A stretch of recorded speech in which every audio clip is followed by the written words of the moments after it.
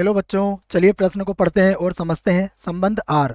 समुच्चय दिया हमें 11, 12, 13 से दूसरा समुच्चय है 8, 10, 12 में एक संबंध है जो x, y such that y बराबर x माइनस 3। यह हमें एक संबंध दिया हुआ है के द्वारा परिभाषित है। तब r इनवर्स है अर्थात r का प्रतिलोम है। इसके लिए हमें विकल्प दिए गए हैं, विकल्प ए, विकल्प बी, विकल्प सी और विकल्प डी। और हमें इन चार विकल्पों में से सही विकल्प का चुनाव करना है। प्रश्न को हल करने से पहले प्रश्न के लिए हम मुख्य अवधारणा देख लेते हैं। तो देखो हमारे प्रश्न की मुख्य अवधारणा, जिसकी सहायता से हम इस प्रश्न को हल करेंगे। तो मुख्य अवधारणा में हम सबसे पहले देखेंगे कि यदि हमें कोई संबंध आर दिया जाता है, मान लीजिए यह क्रमित युग्म के रूप में दिया गया है।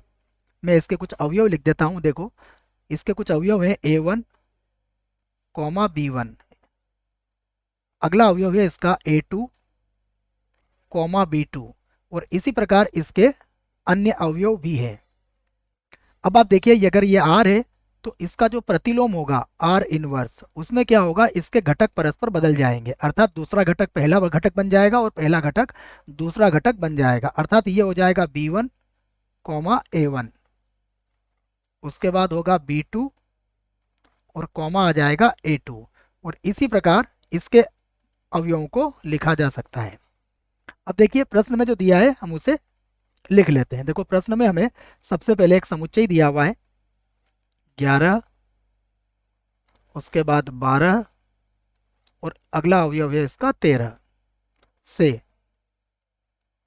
देखो एक और समुच्चय दिया है जिसके अवयव है 8, 10 और 12 में। इसमें जो संबंध दिया हुआ है हमें उसे हम R कहेंगे और R बराबर दिया हुआ है x, y such that y जो है किसके बराबर है, x माइनस 3 के बराबर है। तो अब देखिए यहाँ पर हमें y का मान दिया हुआ है, y बराबर दिया हुआ है x माइनस 3। तो यहाँ देखो हम x के मान कहाँ से लेंगे, यहाँ से x का मान 11 हो सकता है, 12 हो सकता है और 13 हो सकता है। तो सबसे पहले हम क्या करेंगे, इसमें x का मान क्या रखेंगे, 11 रखेंगे। तो x बराबर 11 पर देखो y बराबर x का मान हमने 11 रखा, तो 11 माइनस 3 बराबर कितना हो जाएगा, ये हो जाएगा 8। उसके बाद देखो x का मान हम 12 भी रख सकते हैं। तो अब हम x का मान 12 रख लेते हैं। तो मैं यहाँ पर लिख देता हूँ x बराबर 12 पर देखो y बराबर कितना हो जाएगा हमारे पास, y बराबर हो जाएगा, यहाँ पर देखो x का मान हमने कितना रखा है, 12 रखा है, तो 12 माइनस 3 हो जाएगा। तो 12 और माइनस का 3 बराबर कितना होगा, 9 आ जाएगा। उसके बाद देखो अगला x का मान हम क्या रख सकते हैं, x का मान रख सकते हैं 13। तो मैं रख लेता हूँ x का मान 13 पर y का मान कितना आ जाएगा, y का मान होगा 13 माइनस का 3 और ये आ जाएगा 10। तो अब आप यहाँ से r को क्रमित युग्म के रूप में लिख सकते हो। देखो तो अब हम r को लिख लेते हैं। r बराबर देखिए सबसे पहले हमने रखा था 11, तो 11 रखने पर कितना आया था, 8 आया था। उसके बाद रखा हमने 12, तो 12 रखने पर कितना आया, 9 आया।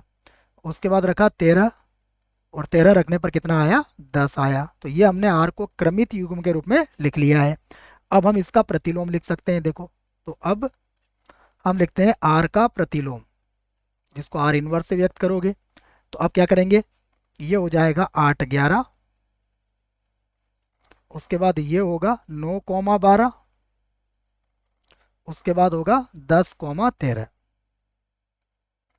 ये हमें r का प्रतिलोम संबंध मिल जाएगा। अब देखते हैं हमें कौन से विकल्प में यह दिए गए हैं। तो हम ढूंढ लेते हैं। देखो 8, 11, तो यहाँ पर देखिए कहीं पर भी 3 अवयव तो नहीं है, तो इसका मतलब यह भी नहीं है, यह भी नहीं है, यह भी नहीं है। यहाँ पर देखेंगे तो हमारा जवाब होगा इनमें से कोई नहीं।